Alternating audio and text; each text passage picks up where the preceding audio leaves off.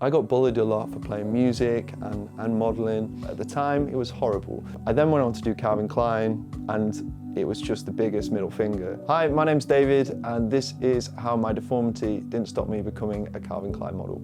I must have first realised that my chest was different, or my body was different when I must have been 11 or 12. So a sunken chest is where your ribs grow together, and in my case, they grew inward. I played a lot of sport. My school was a big rugby school. My most insecurities came probably over a year's period where people every day in the shower were like, what is that?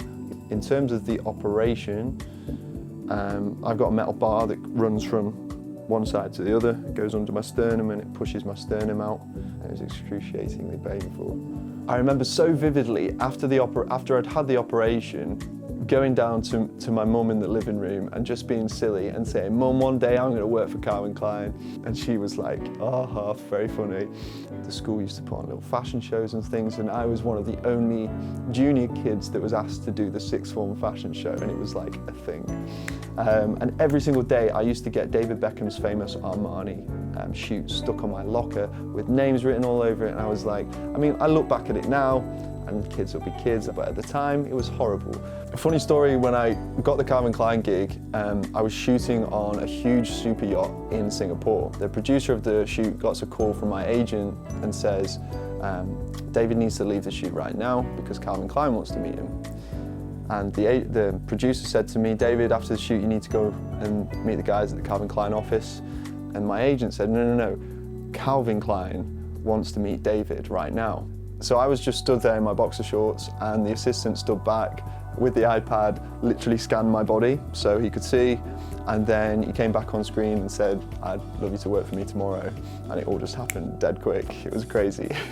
I posted the 10-year challenge because I was about to go and have the operation to remove the bar that I have in my chest. I think it actually reached almost 100,000 people, but I was genuinely blown away by these people messaging me, complete strangers, but really opening up. Can't imagine what somebody would be constantly living with a sunken chest at 35 and not knowing that there was an operation to help it, or just thinking that they were weird. I wanted to give them the best context possible and give them the best support possible, and I'm still trying to get through all the emails because it comes in every single day. I think anybody else with disabilities or deformities or struggling mentally with things, there's just so much information on the internet, there's so much help which is free, that I think you can really get past anything. If you put your mind to it, you can.